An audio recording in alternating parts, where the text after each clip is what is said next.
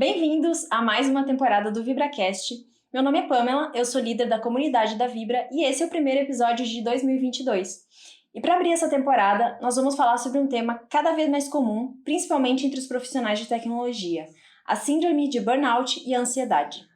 Sejam muito bem-vindos, o meu nome é Fernanda, eu sou a líder da rede de profissionais da Vibra, eu também sou psicóloga e eu quero saber, você já teve aquela sensação frequente de que não ia dar conta do seu trabalho ou de alguma situação da sua rotina?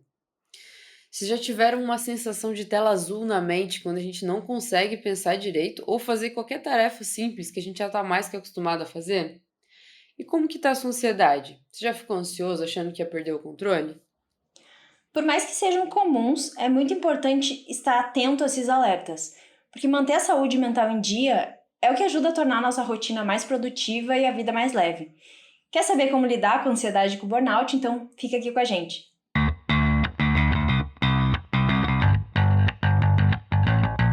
Bom, então para começar o nosso papo aqui de hoje, a gente precisa primeiro diferenciar o que é síndrome de burnout, o que é ansiedade, o que são outras questões de saúde mental. Por quê? Porque pode ser que a pessoa tenha mais de um problema desses, apresente um ou mais sintomas, e os sintomas de todas essas condições são muito parecidos ou estão interligados. Então, para conseguir fazer uma devida avaliação e um tratamento, um acompanhamento, como deve ser feito, a presença de um profissional de saúde mental é muito importante. Então, vamos ficar ligado aqui nos sintomas que a gente vai conversar hoje. E se precisarem de ajuda, busquem por um profissional da área. Bom, então, primeiro vamos pensar o que é a síndrome de burnout. Ela nada mais é do que o esgotamento. Talvez você já tenha passado por algum momento na sua vida que tinham tantas coisas para fazer no trabalho, coisas, responsabilidades da vida que você achou que não ia dar conta. E por Organização Mundial de Saúde, o burnout é esse estresse crônico que a pessoa não conseguiu administrar como deveria. Então, não é um momento ou outro de estresse, não é aquele, cheguei em casa, estou cansado. É quando aquilo aparece de uma maneira muito aguda e durante um período longo. Então, por isso que o profissional, para conseguir fazer sua avaliação, vai ser muito importante para entender se isso já virou um burnout ou se está em vias de se tornar um, né? Então, é importante a gente conseguir ver isso. E então esse transtorno, ele pode resultar desse período desgastante no trabalho e ou na vida pessoal. É importante lembrar que não é só a partir do trabalho que essas questões aparecem, isso é de uma maneira geral na vida. Então, muitos profissionais que estão sob pressão, com muita responsabilidade, acabam desenvolvendo esse estresse agudo, que ao longo do tempo, se não tratado, pode se transformar no burnout. E quais são esses sintomas? Eles são bem característicos. Por exemplo, a insônia, o cansaço excessivo, as dificuldades de concentração, a perda da produtividade, o sentimento de negatividade e incapacidade, o medo constante, uma insegurança, a necessidade de isolamento, fadiga e alterações de humor. São alguns exemplos. Isso aparece da maneira mais variada, mas geralmente são esses sintomas que estão presentes. E também, mais como sintomas físicos, né, como que a gente pode ver esses sinais de alerta, a dor de cabeça frequente, a pressão alta, dores musculares, baixa na imunidade, então você fica doente com muita facilidade, distúrbios gastrointestinais e outras questões nesse sentido. Tá, então, aí já é uma coisa que eu acho que como uma pessoa leiga, eu acabo tendo dúvida, porque assim, eu tô com uma lista de sintomas que são característicos do burnout. Então tem aqui a insônia, cansaço excessivo, dificuldade de concentração, perda de produtividade, sentimento de negatividade, incapacidade. Só que assim, são sintomas que eu já senti em alguns momentos, às vezes todos de uma vez só, às vezes em momentos separados. E daí, assim, como saber como tratar? Se eu tô sentindo isso, eu já estou com burnout? Existe um nível normal para saber essas coisas, para se sentir dessa forma? Ou, enfim, eu sinto qualquer um deles já é um sinal de alerta. Estou com burnout. Pode ser que sim, pode ser que não. Vai depender realmente da avaliação do profissional de saúde que vai te acompanhar. Porque como leigos, a gente não vai conseguir diagnosticar uma síndrome de burnout. Esses sintomas, eles funcionam para a gente como um sinal de alerta. Então a gente precisa conhecê-los para que a partir do momento que, identifiquei, vou procurar um profissional para ver se realmente estou tendo esse transtorno. E é bacana a gente ter também a noção de que o burnout, por ele ser esse transtorno, ele tem alguns estágios bem específicos, que quem descobriu foi um psicólogo alemão, o Herbert, desculpa, mas gente, o meu alemão não é esse, não sei falar alemão, então é Herbert Freudenberger, algo nesse sentido, e a psicóloga americana Gail North, identificando 12 estágios nesse problema. O que isso quer dizer? Que ela não surge do dia para a noite. Então, em resumo, tudo começa com uma indisposição e uma dor de cabeça. E com essas situações contínuas de estresse, a gente vê o problema sendo desencadeado. Surge uma sensação de que a gente tem que competir o tempo todo para a gente provar o nosso rendimento e uma dificuldade de conseguir se desligar desse trabalho. Então é como se fosse uma competição, inclusive com a gente mesmo. Às vezes não tem ninguém que está cobrando isso da gente, mas a gente está ali em cima disso incessantemente. E tem uma culpa muito marcada pelo tempo livre, como se fosse um problema o descansar, o não fazer nada, o ter um tempinho para si, como se a gente precisasse ter uma rotina 100% produtiva o tempo todo e sempre disposto a assumir bilhões de tarefas.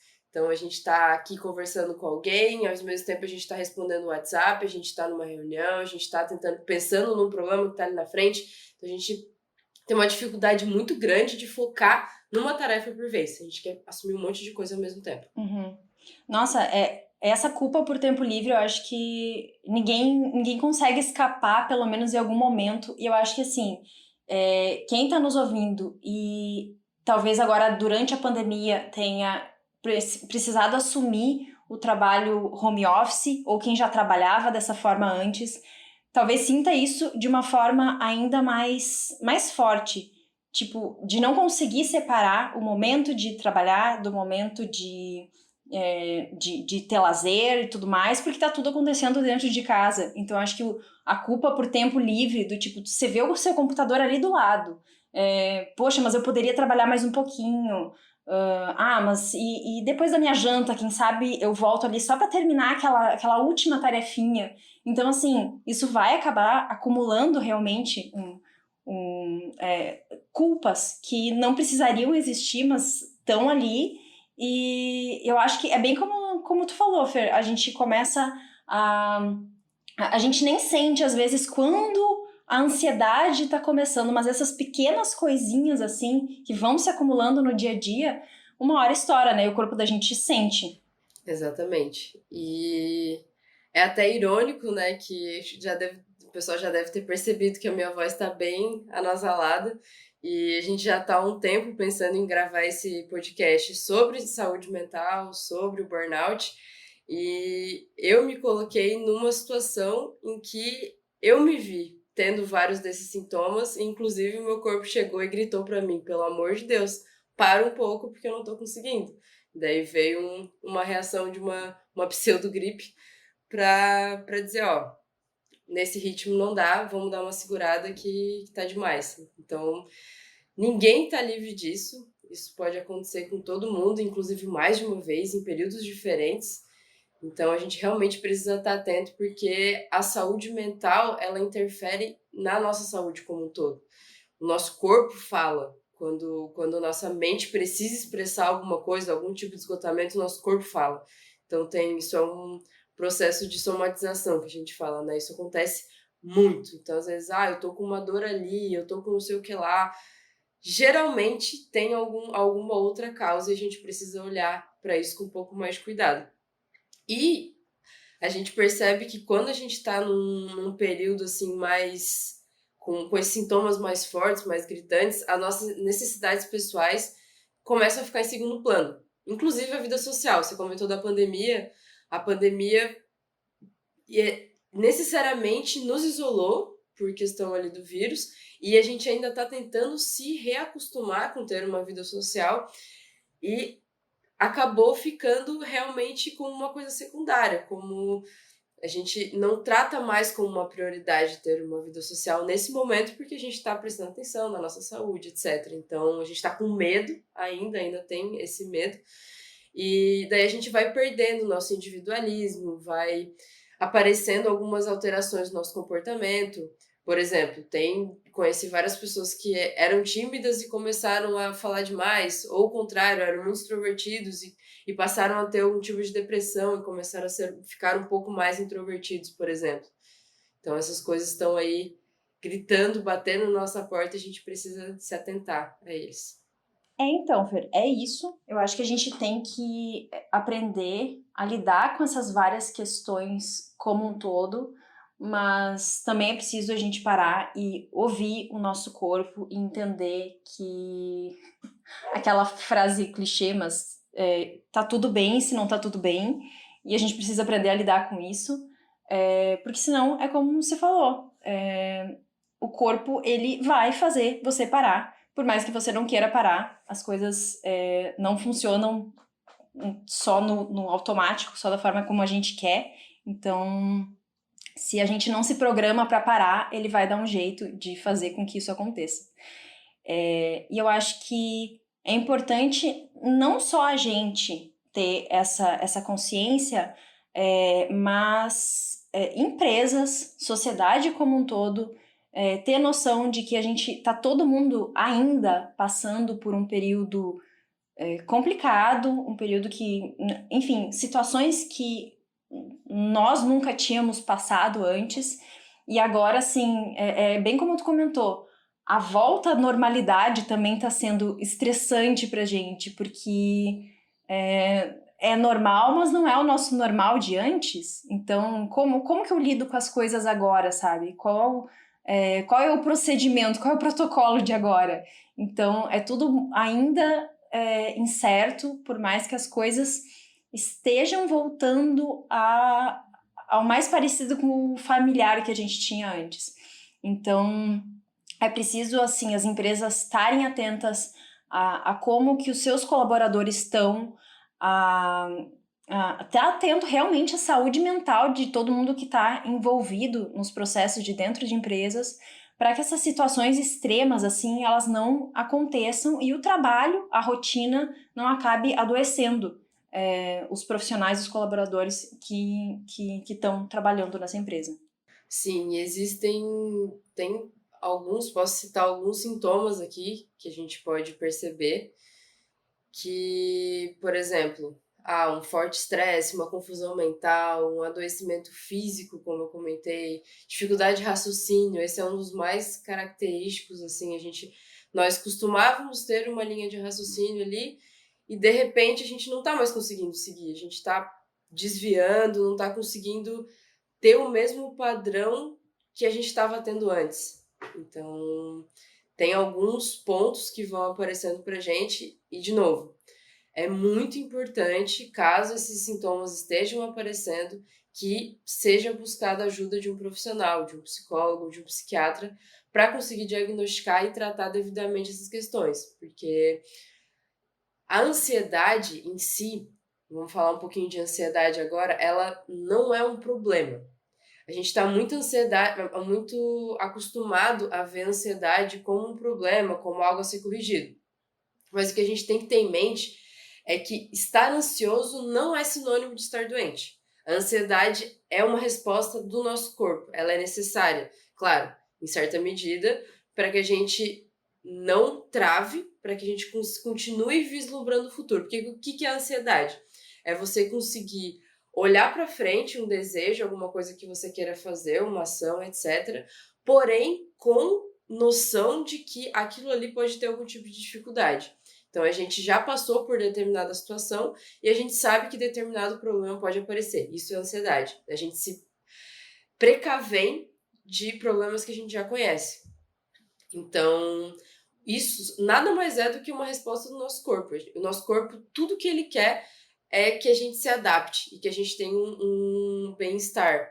Então, se a gente já passou por alguma situação, ele vai tentar nos proteger sim, e a ansiedade em um nível saudável, ela é ok, ela só é um problema quando ela é em excesso.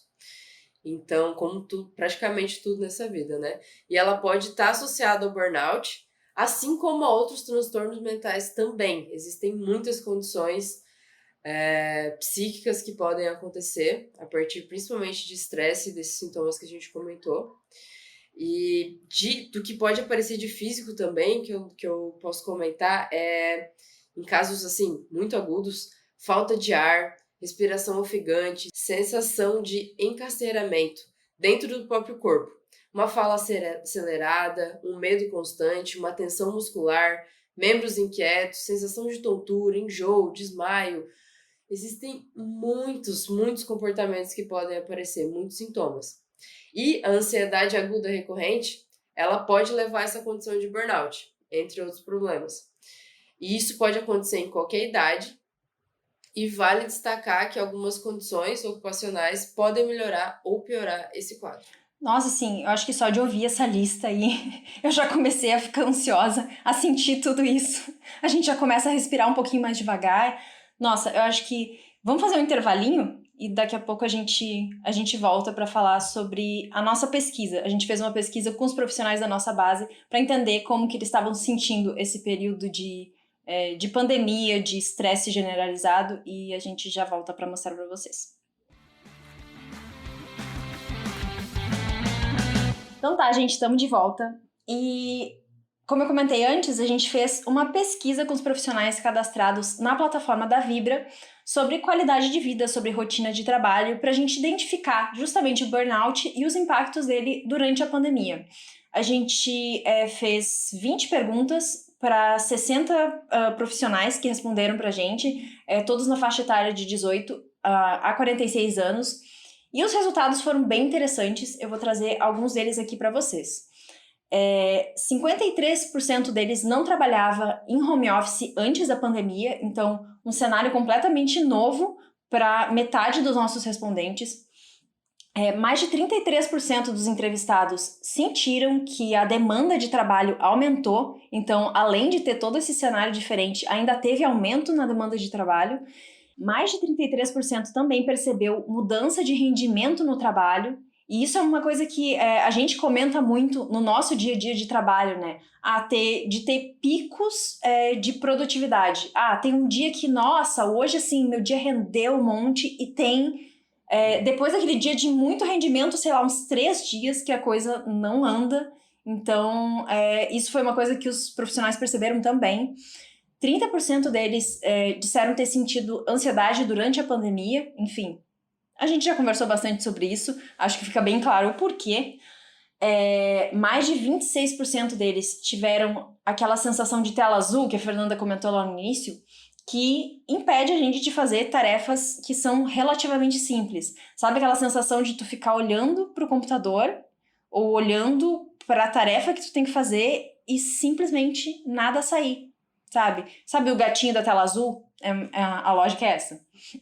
E mais de 28% dos entrevistados sentiram os olhos tremendo involuntariamente durante a rotina. Olha que doido. Sabe aquela sensação de, tipo, olhinho ficar...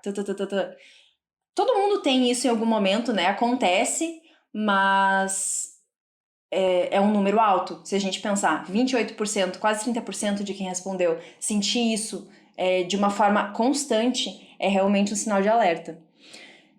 E 75% deles disseram conversar com seus companheiros quando possuem algum problema pessoal, 38% conversa com amigos, 38% conversa com familiares, 23% procuram um terapeuta, um profissional da saúde, e 20%, e isso é um número de alerta, não costuma conversar com ninguém. Bom, a Fer tem mais propriedade do que eu para falar sobre isso, mas realmente conversar é muito importante. É imprescindível, porque, como eu comentei, a nossa mente, as coisas que vêm a partir da nossa mente, elas se refletem no corpo. Então, se você tem um problema, se você está passando por uma situação de estresse, por qualquer situação que seja, que está te desgastando, e você guarda isso para você, acontece aquilo que eu comentei da somatização. Ela vai aparecer de algum jeito ou de outro. Vai ser numa dor, vai ser do jeito que for. Vai aparecer alguma coisa no seu corpo. Então, se você não fala sobre isso, por isso que a terapia, a psicologia, ela se baseia muito na fala. Existem também outros métodos, né, de intervenção, mas a fala é o principal deles.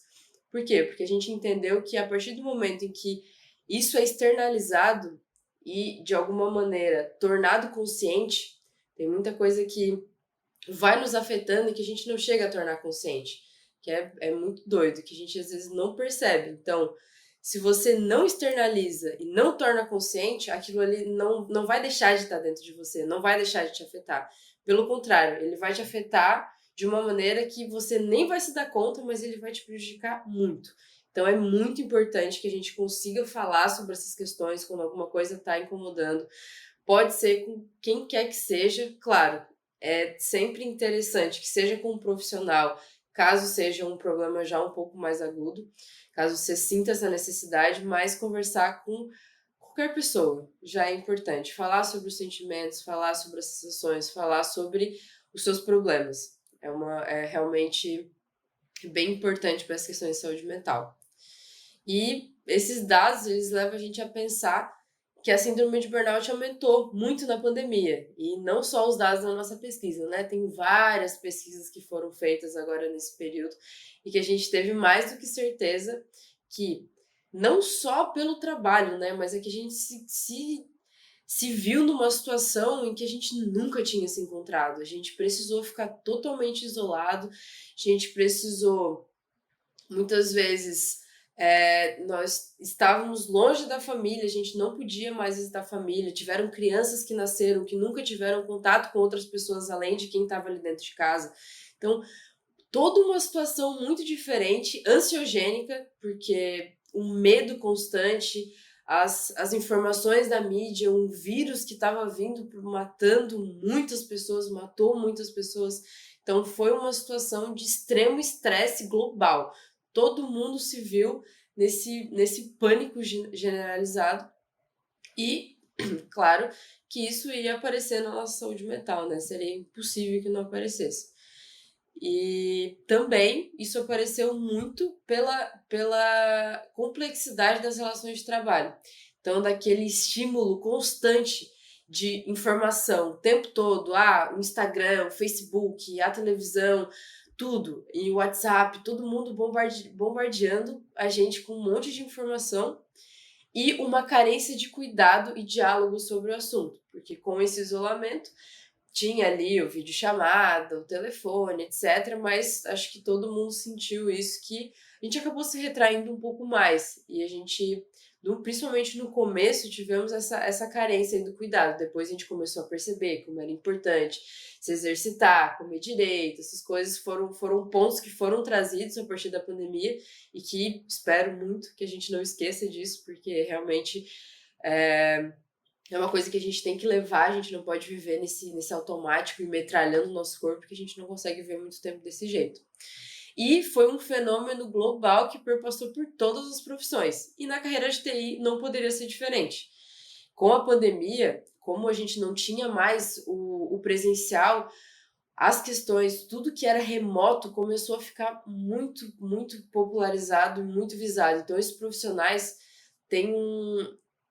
tiveram uma busca, um assédio muito grande para conseguir tornar, principalmente, os negócios digitais, né? A gente passou por uma extrema digitalização das coisas, muito rápida, que já vinha acontecendo, mas que precisou ser feito muito mais rápido. Então, esses profissionais foram muito requisitados e, com isso, além desse assédio, a cobrança em cima deles aumentou muito.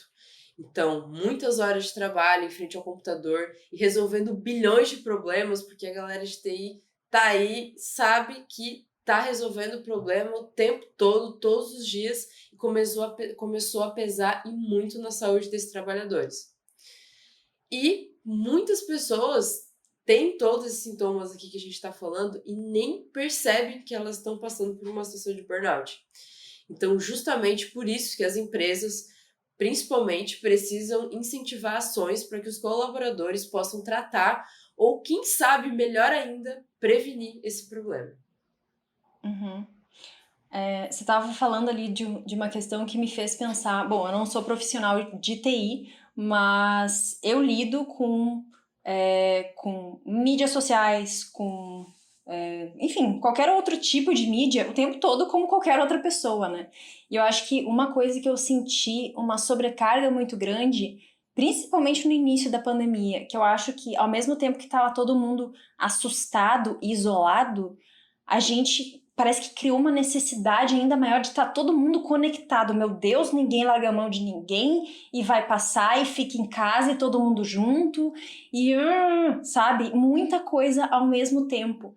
E eu senti que assim, da metade, não, mais pro final de 2020 e o ano passado inteiro, uma necessidade assim de me desligar de mídia social, principalmente, e, enfim, filtrar muito bem as coisas que eu consumia, porque eu tava sentindo que aquilo ali tava me deixando realmente num nível de ansiedade que tudo era muito sensível, sabe? Aí tudo que qualquer outra coisa que acontecia, assim, sei lá, no trabalho, ou enfim, qualquer coisa que pudesse me desestabilizar, realmente, como eu não estava com uma base forte, sabe? Eu sentia um momento de, nossa, parar.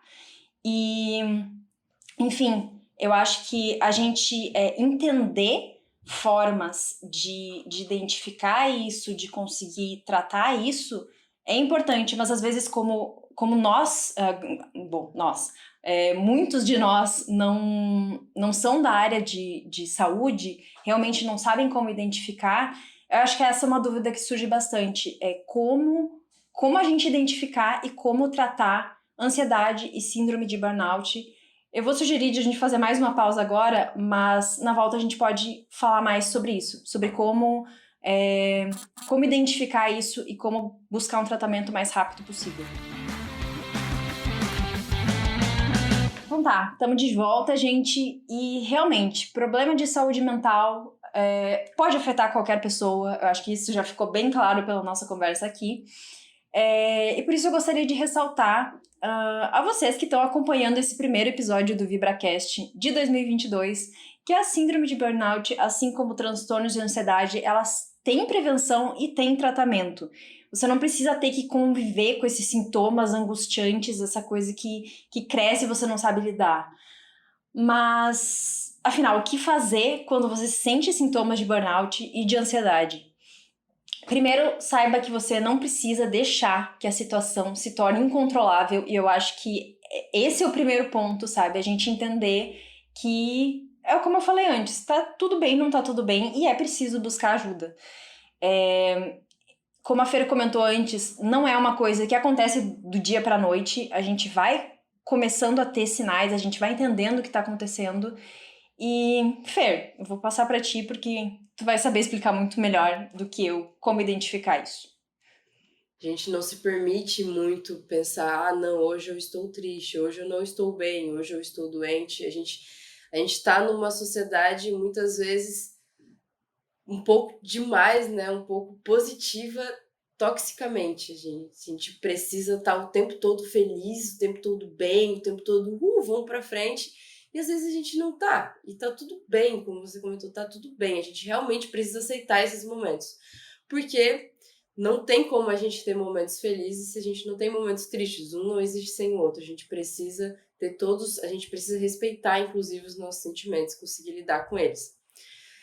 Que quando essas coisas começam a afetar a nossa vida, a gente precisa muito procurar um profissional. Porque vai ser ele que vai ali diagnosticar e ver qual que vai ser o tratamento adequado para você. Porque às vezes tem coisas que você precisa fazer, tem coisas que não. Porque tem coisas que você já está bem adaptado ali. E a gente precisa, principalmente, quebrar tabu. Assim como é importante a gente ir ao dentista e ao médico regularmente, é também preciso cuidar da saúde mental, sempre. Uma coisa está muito interligada na outra, às vezes como é uma coisa muito subjetiva, como uma coisa que a gente não vê, tipo, a gente quebrou um braço, a gente vê que ele está quebrado, mas a gente não vê que a gente está ansioso, a gente só sente.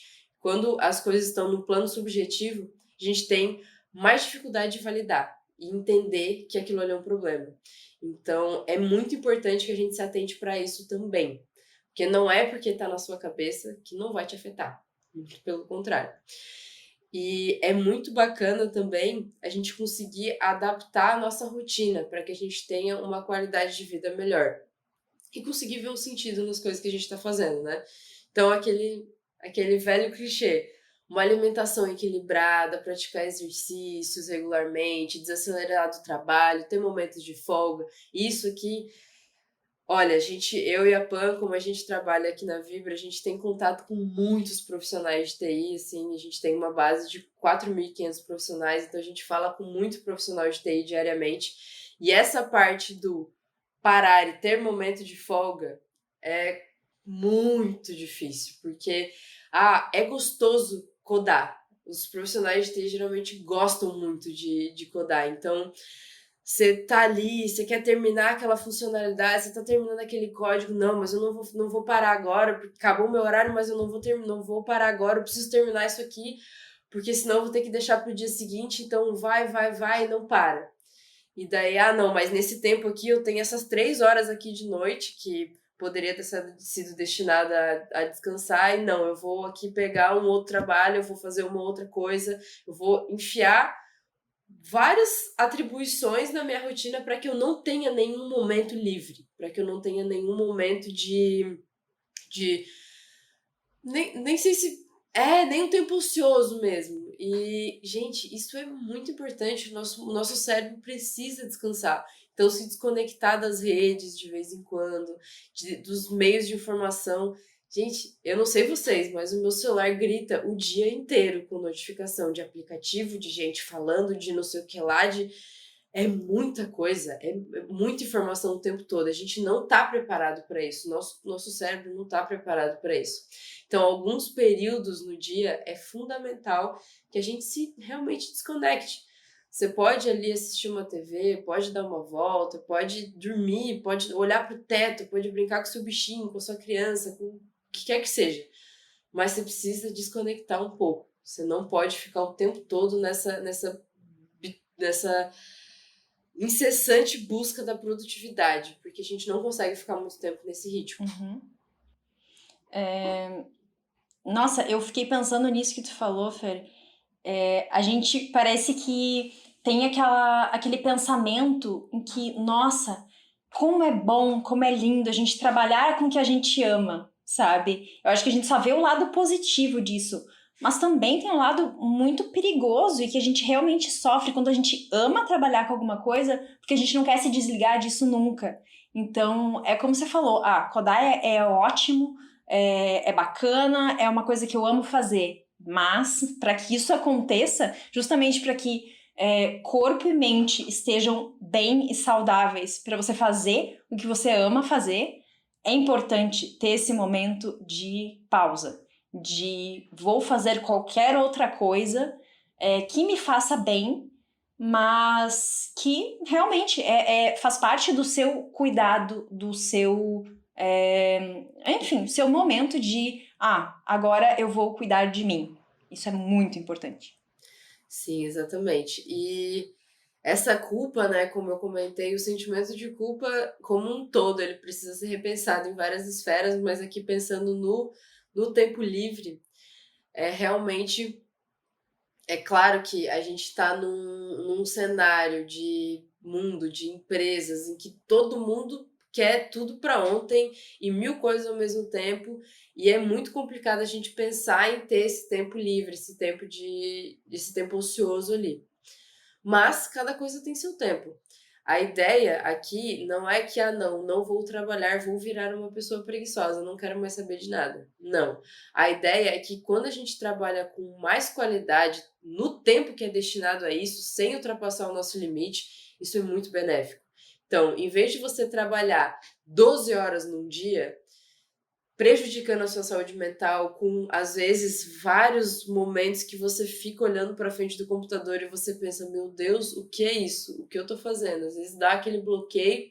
Então, em vez de você trabalhar todo esse tempo, por que não trabalhar 7, 8 horas mais com qualidade? Tendo o tempo ali para descansar, para o seu cérebro conseguir resetar e agora eu tô tranquilo e vou ali seguir. Então, é bem pelo contrário, na verdade, é você trabalhar menos tempo com mais qualidade para que você não se prejudique nem a sua produtividade. Uma coisa tá intimamente ligada à outra. O trabalhar mais ou trabalhar mais tempo não necessariamente quer dizer que você está sendo mais produtivo. Então, já é entendido que esse tempo de lazer e de descanso é muito importante para que a gente consiga proporcionar esse equilíbrio e uma vida saudável. Inclusive, melhora a qualidade do trabalho quando tem esse tempo para isso. Afinal, a gente já sabe, né? A gente não aguenta esse ritmo frenético durante muito tempo. A gente precisa encontrar outros modelos de trabalho e contratações mais inteligentes, que é uma dica também bem bacana aí pra gente levar pra vida. Uhum. É o que você falou antes, a gente não pode normalizar essa situação de trabalhar sem folga, trabalhar sem parar. Porque, enfim, isso vai acabar dando resultado realmente o contrário do que a gente espera, né? E, bom, a gente começou a trabalhar juntas durante a pandemia, né? Então, a gente já começou num momento em que a necessidade de a gente compartilhar coisas e de falar já existia. E durante o ano passado, a gente teve vários momentos em que, aqui eu tô falando, Fernanda e eu, a gente sentou e conversou e de tipo, eu preciso desabafar sobre as coisas que estão acontecendo, eu não tô bem. E isso, nossa, falo aqui por mim, mas eu acho que eu falo pela Fer também. Foi muito importante a gente ter momentos em, tipo, vamos ser vulneráveis, vamos falar sobre os nossos problemas e enfim, vamos conversar mesmo. A gente precisa conversar, a gente somos seres sociais, né? A gente precisa compartilhar. Algumas pessoas de uma forma muito mais aberta, outras de uma forma mais contida, mas a gente precisa falar sobre problemas, sabe? E essa é uma forma de a gente entender o que a gente está passando, o que a gente está sentindo e conseguir lidar melhor com isso. Então, tanto você quanto com seus amigos, tente expressar, sabe, como você está se sentindo. Para gestores, isso é uma coisa muito importante, sabe? Trazer isso para dentro da empresa, trazer momentos em que os funcionários possam falar sobre como estão se sentindo, sem julgamento, sem nada do tipo. Isso é uma coisa que quando a gente fala sem ressalvas, a gente vê quanto todo mundo tá no mesmo barco, quanto todo mundo tem problema, sabe? Isso faz parte e além de ter uma equipe mais coesa, você vai conseguir ter profissionais mais engajados e mais mentalmente saudáveis. E a gente não precisa racionalizar tanto isso. É realmente sentar, ter uma conversa, entender como as pessoas estão. E um simples. Como você está se sentindo? Vamos conversar, vamos deixar o trabalho um pouquinho de lado, vamos conversar sobre outras coisas. Isso é muito importante. A gente teve vários momentos no ano passado de happy hour online. É a situação ideal? Não, é estranho, é esquisito, mas nossa, assim, me ajudou muito em vários momentos em que eu precisava realmente parar. E eu não estava conseguindo encontrar momentos para isso, porque eu não estava encontrando as pessoas fora do meu ambiente. Então, a gente ter momentos em tipo, vamos catar um joguinho online, vamos, sei lá, vamos, enfim, fazer qualquer outra coisa, mas que não fosse só relacionado ao trabalho, mas ter outros momentos assim, foi muito importante pra gente. E é isso. E só assim embaixo de tudo que você falou, que realmente nesse período pandêmico, né, que todo mundo tava com esse medo à flor da pele aí, com uma inconstância, sem saber o que ia acontecer em todas as esferas do mundo, praticamente, foi de fundamental importância que a gente tivesse essa rede de apoio. Rede de apoio para mim, para profissionais da saúde, é realmente um conceito, uma configuração chave. Ter rede de apoio é muito importante, seja ela dentro do seu trabalho, seja ela na sua família, seja ela com um profissional, não importa. Você precisa ter pessoas com quem você confie, com quem você consiga conversar e com quem você consiga ter essa troca. Dentro da pandemia também, eu e a Pamela tivemos a oportunidade de começar a gerenciar equipes, então a gente começou sempre tendo essa proximidade, sempre tendo essas conversas constantes e se colocando também ali nessa situação, porque às vezes a gente vê gestores que, como se fossem robôs, eles se tiram da situação como se eles não sentissem as coisas, e e não leva em consideração o que os colaboradores estão sentindo. Então, a gente viu ali na prática que funcionou muito a gente conseguir ter esse diálogo próximo com as pessoas que estão trabalhando ali com a gente, porque o principal que a gente precisa pensar de tudo isso aqui, tanto em relação a nós quanto as pessoas com quem a gente trabalha, é que somos pessoas. Pessoas não são máquinas, a gente tem sentimentos, a gente tem problemas, a gente tem limitações, a gente tem vulnerabilidades. A gente não pode deixar de olhar para isso, isso é muito importante. Inclusive, faz com que tenha mais esse engajamento que a Pamela comentou. A gente tem uma relação mais próxima, uma ligação ali mais específica por conta disso. Então, a gente conseguir falar, se expressar, entender o problema dos outros, ter esses momentos de lazer com que a gente gosta. Claro, tem aqueles outros clichês, né? Evitar o consumo de álcool em excesso, evitar a automedicação, ter uma rotina de sono adequada, se possível com 8 horas de sono sem interrupção. Porque, gente, pensa o tanto de energia que o seu cérebro, o seu corpo está utilizando todos os dias para que você consiga fazer tudo que você está fazendo. Porque hoje a gente está num mundo em que não é só o trabalho. A gente precisa lidar com 1 bilhão de coisas do trabalho, a gente precisa lidar com 1 bilhão de coisas dentro de casa, a gente precisa lidar com 1 bilhão de coisas do mundo que está acontecendo. Então, é muita informação e o nosso cérebro precisa desse tempo para descansar, para armazenar essas informações e para que a gente consiga ter esse preparo para o dia seguinte. A gente não consegue viver numa rotina de dormir 4, 5 horas, porque o nosso cérebro simplesmente não aguenta. Ele vai ficar um tempo ali e vai ter uma hora que simplesmente vai travar. E foi isso, pessoal, para o nosso primeiro episódio. O que você achou sobre as nossas dicas? É importante a gente entender que ao escolher uma rotina mais saudável, mais gratificante e com significado pessoal, é possível prevenir esse problema sem comprometer a sua saúde mental e a sua produtividade. E assim, somos uma psicóloga e uma publicitária fazendo um podcast pela primeira vez.